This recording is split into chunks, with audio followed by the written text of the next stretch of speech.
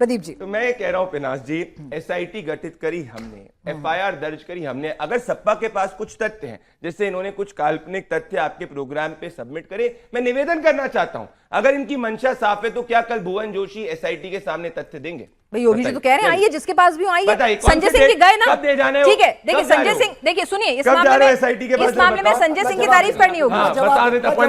ठीक है, संजय सिंह जी गए है ना भाई, ठीक है ना, संजय सिंह गए, उनकी तारीफ है ना, वो गए, ठीक है, वो गए भाई, आप ही के विपक्ष में ही खड़े हैं ना, वो गए, उन्होंने आरोप लगाए। मैं आपसे कह रही हूँ, आप अरबों का, आप अभी मेरे कार्यक्रम पे आपने कहा अरबों का घोटाला है, चलिए थोड़ा कम कर लेते हैं, करोड़ों का कर लेते हैं, ठीक है, ठीक कर लेते हैं।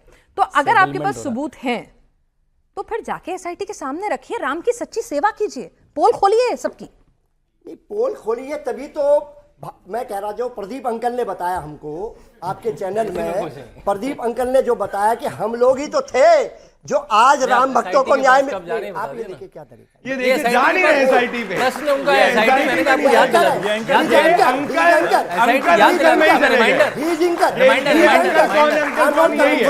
अरे युवा जा रहा है कि आप एसआईटी के पास जाओ। अच्छा सुनिए, रुकिए ना, शांतनु जी मत, वो थोड़े नाराज है, मत ऐसे मत कीजिए, कोई बात नहीं, अंकल मत नाराज हो। प्रदीप अंकल ने कहा हमारे, हाँ ठीक है, प्रदीप अंकल ने कहा कि आपने हम लोगों की, माननीय अखिलेश यादव जी ने जब इस मुद्दे को उठाया, आज एफआईआर भी हुई, एसआईटी की जांच भी हुई, और ये चंपत राय जो चंपत लगाने का सरगना है, ये सरगना तो आके बताएगा नहीं कितना घोटाला हुआ। ये तो कैमरे में एसआईटी के लोगों ने कुछ दिनों का रिकॉर्ड निकाला, वरना इन्होंने कैमरा भी बंद करने का काम करा। एक सवाल है, एक सेकंड बस पॉज ना थोड़ा सा। एक सवाल है कि भाई आपने कहा अगर आपको वाकई में ये था कि एफआईआर से काम नहीं चलेगा, आपका मन नहीं था, तो एफआईआर की डिमांड क्यों कर रहे थे? शुरुआत से डिमांड ठीक रखते ना अपनी। हम जो तब आपको ये दिक्कत थी, एसआईटी क्यों बनवा दी, एफआईआर क्यों नहीं कराई, बिना एसआईटी बनाए, बिना एफआईआर कराए एसआईटी क्यों हो गई, अब एफआईआर हो गई तो आप नया क्लॉज ले आए हैं, कहीं तो संतुष्ट होइए। और जब आप इतने सारे बड़े बड़े डेटा दे रहे हैं, उसके सबूत भी नहीं देंगे। हम लोगों ने सबूत तो देश को हम दे रहे हैं, पहले हमने सबूत देने का काम करा इनको वोट चोरी पर, उसको मानने का काम नहीं करा। संसद में, पार्लियामेंट में 28,000 जो वोट काटे, उस पर क्या हुआ? और ये मैं कहना चाहता हूं, आज कहां गए वो लोग जो कह रहे थे चौकीदार, हम भी चौकीदार? अरे चौकीदारी तो चोर है। अरे पकड़ा हमने, अगर हमारी सरकार है, इसीलिए तो एसआईटी में तुम्हारी सरकार होती, कोई कार्रवाई नहीं करते हो। यहाँ पे चौकीदारी देश देख रहा है, चौकीदारी चोर है। बहुत भारी पड़ गया था ये नारा आपको, नौटंकी कर रहे हैं। इनका नारा था मिले मुलायम काशीराम, हवा में उड़ गए जय श्री राम करने वाले ये लोग यहाँ पे बात करेंगे। मंदिर वही बनाएंगे, चंदा हम चुराएंगे, मंदिर वही बनाएंगे, चंदा भी हम चुराएंगे। तुमने भी चोरी करी होगी, मंदिर वही बनाएंगे होगी तो पकड़ेंगे। भुवन अगर तुमने भी चोरी करी होगी तो पाताल से तुमको पकड़ के लेके आएंगे, बचेंगे। मंदिर वही बनाएंगे, बनेगा मंदिर, बनेगा उस मंदिर के ऊपर हाथ नहीं आने देंगे। देश आपके हैसियत जान गया है। अरे देश हकीकत जाना है, आपकी नीति कार्रवाई हमने करी, आपके जैसे वोट बैंक का काम नहीं करा, आपके जैसे वोट बैंक।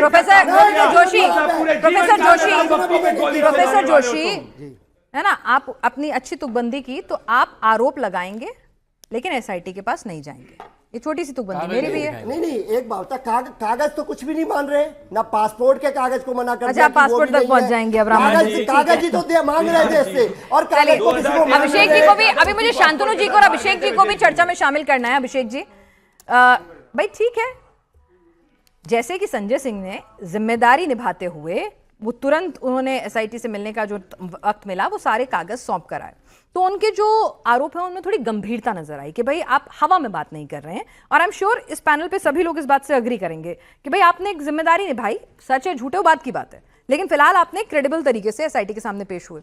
भाई आप सलाह दे दीजिए अखिलेश जी को भी कि राम के भक्तों को ऐसे कुछ भी नंबर ना दें, चले जाएं। दूसरा ये, केजरीवाल जी तुरंत पहुंच गए चिंतित होकर राम मंदिर, राम की शरण में, उनसे माफी मांगने।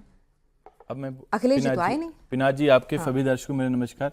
देखिए ईडी पार्टी वाले यहाँ पे हैं, 15 दिन से फरार थे राम भगवान के नाम पे, अब आज ही आए हैं, मैं इनको धन्यवाद देता हूँ। एक बात, कल अरविंद केजरीवाल जी वहां पे गए, भाजपाइयों के नानी दादी मामी चाची सारे याद आ गए।